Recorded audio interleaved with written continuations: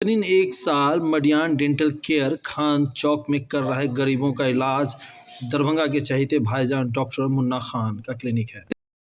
प्रत्येक सोमवार शुक्रवार को विशेष जनता दरबार दरभंगा के वरीय पुलिस अधीक्षक के यहाँ लगता है। बताया चले ये लड़का विक्की कुमार है और मुड़िया का रहने वाला है। यह आवेदन लेकर के पहुंचा दरभंगा के सिटी एसपी के जनता दरबार में। तकरीबन 20 लोगों के ऊपर इनकी माता के द्वारा आरोप लगाया गया। राजधन देवी जो मुड़िया की निवासी है, उनका कहना है कि जिला अधिकारी पुलिस महानिरीक्षक और दरभंगा के वरीय पुलिस अधिकारी को राजधन देवी ने आवेदन दिया, जिसमें आप देख सकते हैं कि मैं एक घर हिंदू हूं और मुसलमान लोग मेरे घर पर जबरन कब्जा करने जा रहे हैं। तकरीबन 20 लोगों के ऊपर उन्होंने संगीन आरोप लगाए हैं। यहाँ सिर्फ मुसलमान रहेंगे और कोई नहीं रहेगा। बार बार इस तरह की उनको धमकी दी जाती है। खास बताते चले, आज उन्होंने श्रीमान वरीय पुलिस अधीक्षक महोदय दरभंगा के एसएसपी के जनता दरबार में अपना आवेदन दिया। उस पर जो विषय था वो बहुत चौंकाने वाला था कि दरभंगा के यानी 57 पे स्थित एक रेस्टोरेंट यानी दिल्ली रेस्टोरेंट के मालिक मोहम्मद फिरोज पिता स्वर्गीय मोती के ऊपर संगीन आरोप लगाया है कि वो उन्हें धमकाते हैं और कहते हैं कि पुलिस को वो जब चाहे मैनेज कर लेते हैं। और तकरीबन आज जो आवेदन उन्होंने दिया उसमें 9 आदमियों का नाम जिक्र करते हैं। जिसके बाद बताते चले कुछ दिनों पहले दरभंगा की जिला अधिकारी में यह लड़का जो विक्की कुमार अपनी माता राजधन देवी के साथ गया था, वहाँ पे उसके बाद उनके ज़मीन के नापी करने के लिए एसडीएम मैडम और भारी पुलिस बल के साथ वहाँ गई थी। ज़मीन नापा गया था। तो आइए सुनाते हैं आपको विक्की कुमार ने क्या कहा। साथ ही आज क्राइम बैठक थी, दरभंगा के सिटी एसपी ने इस चीज़ को लेकर के क्या कुछ कहा। और साथ ही साथ पता चला, जैसे विक्की कुमार ने बताया, कि सिटी एसपी ने थाना प्रभारी को फ़ोन करके कार्रवाई करने कहा है। हाँ, सिटी एसपी के जनता दरबार में आए हैं, क्या मामला था आपका? सर मेरा मामला ये है कि सर वहाँ पे सर हम एक ही घर हिंदू हैं, मुसलमान लोग मेरे घर पर सर जबरन कब्जा कर रहे हैं। और जब सर हम लोग विरोध करते हैं तो बुरी तरीके से हम लोग को मारा जाता है। मेरी माँ को भी बुरी तरीके से मारा गया, बदसुल्की किया जाता है। इसी मामले में सर एफआईआर भी दर्ज हुआ, लेकिन उन लोगों पर कोई भी कार्रवाई नहीं किया जा रहा है। और सर बार बार हमको धमकी देते हैं कि केस उठा लो, नहीं तो जान से मार देंगे, अपहरण कर हत्या करवा देंगे। और सर दिल्ली रेस्टोरेंट के जो ऑनर है मोहम्मद फिरोज पिता स्वर्गीय मोती, वो यानी कि सर स्टाफ नहीं होटल में गुंडा लोग पाले हुए हैं। इस तरीके से यानी कि कुछ भी होता है तो सर टोटल होटल का जितना भी स्टाफ है सर सबको ले आते हैं। मोहम्मद अकील, मोहम्मद कपिल, ये लोग सर पिछले भी यानी कि इसमें सर हरजन 8 में वो लोग जेल रह चुके हैं 2-3 साल। ये लोग का सर पुराना आपराधिक इतिहास है। सर बार बार ऐसे ही सर लेडीज़ लोग को मारते हैं, उनके ज़मीन पर जबरन कब्जा कर लेते हैं। एक तरीके से सर ये लोग भू माफिया से मिले हुए हैं। इसमें हो गया सर मोहम्मद चांद, मोहम्मद गुलाब, मोहम्मद मोहम्मद गुड्डू, मोहम्मद लाल बाबू, ये सब सर यानी कि 20 आदमियों का नाम आपने लिखा अपने आवेदन में। जी, ये सभी यही लोग हैं जो हम लोग को परिचालित करते हैं वहाँ पे से, यानी कि मेरे अपने ही घर से मुझ पे निकालने पे लगे हुए हैं।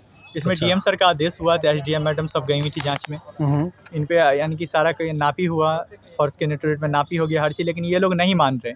फिर भी बोलते हैं कि क्या नहीं मान रहे? यानी कि हमें बोलते हैं कि तुम घर तोड़ के रास्ता दो, जबकि अच्छा। सरकारी रास्ता ये लोग कैप्चर किए हुए हैं। छोटन का जो लड़का लोग है वो लोग कैप्चर किए हुआ है सरकारी रास्ता।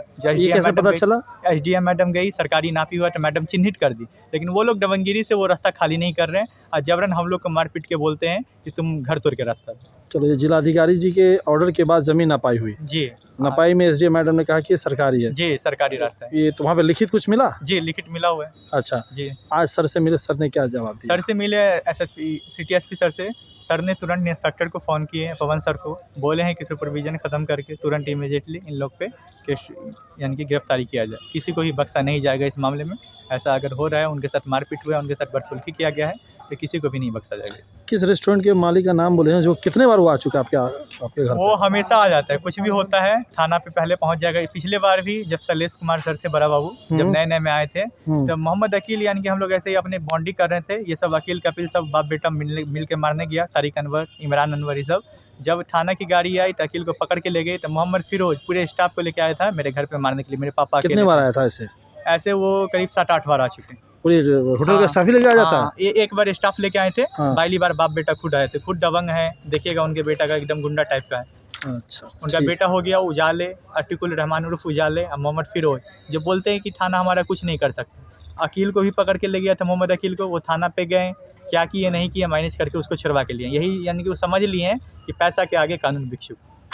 क्या नाम है आपका? मेरा नाम विक्की कुमार हो गया, मेरा घर मुड़िया भलपट्टी यूपी हो गया। कितने नंबर वार्ड में घर है? मेरा 2 नंबर वार्ड में घर है। मुखिया और सरपंच कुछ नहीं कर रहे हैं? मुखिया सरपंच कुछ नहीं करते, उनके सामने ही मारा गया, वार्ड मेंबर का उसी वार्ड में पड़ता है, लेकिन उनके डर से कोई नहीं बोलता। एक तरीके से उन लोग का वहाँ खौफ चलता है। मुखिया और सरपंच इतना खौफ में हाँ रहता है? हाँ, नहीं कोई नहीं बोलेगा। पूछ लीजिए आप सरपंच से, सरपंच उसके डर से और कुछ नहीं अच्छा, बोलेगा 20 आदमियों का नाम दिए हैं जी।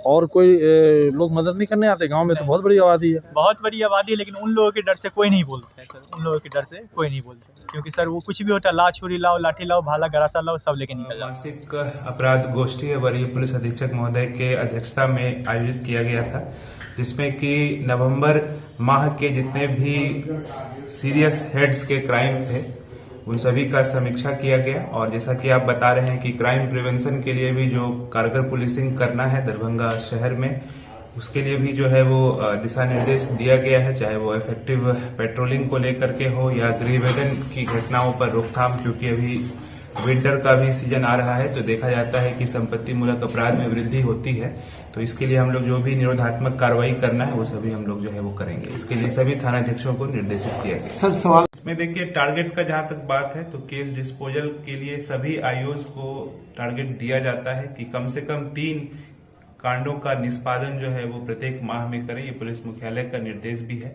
इसके अलावा जो लंबित केसेस हैं उसके इन्वेस्टिगेशन को कंप्लीट करने के लिए गिरफ्तारी, जिन केसेस में बचा हुआ है उस केसेस में गिरफ्तारी, कुर्की जब्ती इत्यादि की कार्रवाई करने के लिए, और जो अभियुक्त फरार चल रहे हैं कुर्की के बाद भी, उसके लिए पुरस्कार घोषित किया जाता है पुलिस अधीक्षक महोदय के द्वारा, तो उसके तहत कार्रवाई करने के लिए जो है वो निर्देशित किया गया है। सर फरार जो अभियुक्त होते हैं, सर थाना स्तर से क्राइम मीटिंग का समीक्षा करते हुए कई निर्देश भी दिया गया, लेकिन रात्रि गश्ती में लोग पुलिस कम ही जगह नजर आते हैं जो चोरी की घटनाएं हो जाती है। ऐसे नहीं, देखिए जहां तक चोरी की घटनाएं हैं तो हम लोग देख रहे हैं ऐसा कोई अप्रत्याशित वृद्धि की बात तो नहीं है। जो औसत है वो करीब करीब सामान्य ही है। फिर भी हम लोग जो निरोधात्मक कार्रवाई है संपत्ति मूलक अपराध के लिए, उसके लिए हम लोग कारगर पुलिसिंग के लिए हम लोग जो है दिशा निर्देश दिए हैं।